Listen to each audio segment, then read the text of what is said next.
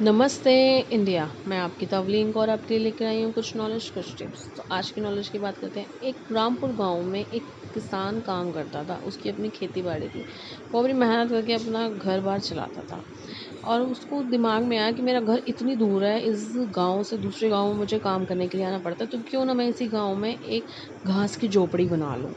उसके पास कोई इतना साधन नहीं था, ना उसको कोई साथी था उसको उसकी मदद करने के लिए। उसने घास की झोपड़ी बनाना शुरू किया और वहाँ पर ना एक बुज़ुर्ग माता निकलती थी वहाँ से रोज़ खाना का सामान लेने के लिए, कि वहाँ से फल सब्जियाँ वगैरह लेकर जाती अपने घर पे, और रोज़ उस किसान को देखती। और उसने बोला, बेटा तुम रोज़ यहाँ पर घास की झोपड़ी बनाने की तैयारी में कर रहे हो, तुम कैसे बनाओगे झोपड़ी? और घास की झोपड़ी, अब तुमको पता है मौसम के अनुसार वो घास अगर गीली हो गई और या धूप के मारे बहुत जल गई तो तुम्हारे घर को बहुत नुकसान होगा।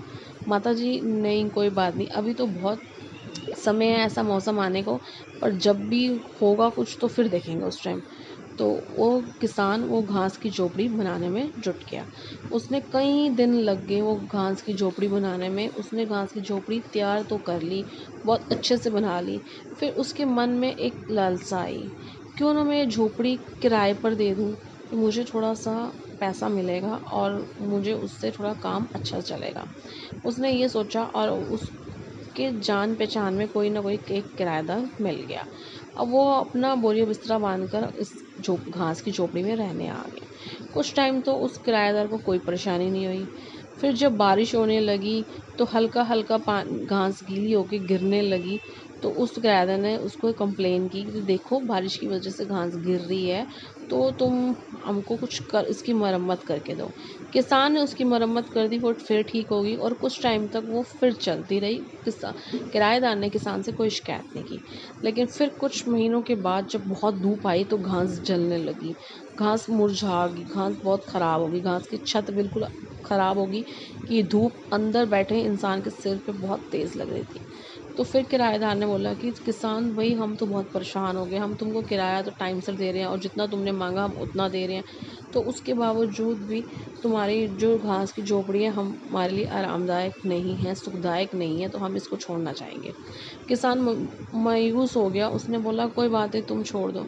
फिर वहाँ से दोबारा से वो बुज़ुर्ग माता गुजरने लगी। क्या हुआ बेटा, तुम मायूस क्यों? माता जी, आपके सामने मैंने इतनी मेहनत करके ये घास की झोपड़ी बनाई थी और मैंने तो सोचा था कि मैं रहूँगा। फिर मेरे मन में लालसा आएगी कि चलो मैं किराए पर डाल दूँ तो मुझे कुछ पैसे ही आएंगे, उससे मैं अपना घर पक्का ले लूँगा, नज़दीक में ले लूँगा। तो माता जी ने बोला, नहीं, मेरे पास एक तरकीब है जो तुमको बताती हूँ, तुम वो करो और तुम्हारी घास की झोपड़ी पक्की बन जाएगी और तुम्हारा किराया इससे भी डबल आएगा। उस किसान ने बोला, अच्छा माता जी? उसने बोला, हाँ तो बताओ। उसने सारी तरकीब उस किसान को बताई। किसान ने वैसे ही किया। अगली सुबह वो जंगल में गया। जंगल पर अंदर जाते ही उसके पीछे एक शेर पड़ गया। शेर उसके पीछे पीछे और किसान आगे आगे भाग रहा था। बहुत तेज़ भागने के बाद और बहुत दूर जाने के बाद वो एक बड़ा सा गड्ढा उसको नज़र नहीं आया।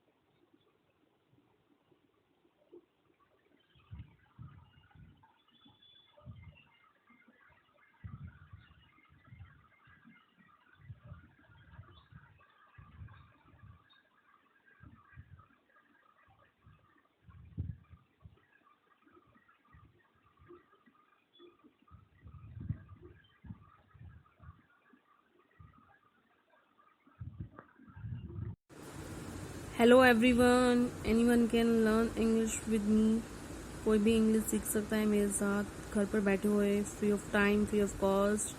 आप मेरे चैनल को यूट्यूब पर सर्च करें, स्प्रेडिंग नॉलेज एंड मस्ती टाइम, और एक मॉडल स्टोरी, एक इंग्लिश सेंटेंस डेली बेसिस पर आपको आएगा। सुनकर आप बोल सकते हैं, आसानी से सीख सकते हैं। Today sentence is I wake up at 5 AM every morning. मैं सुबह 5 बजे उठता हूँ। Keep learning, keep smiling. Thank you.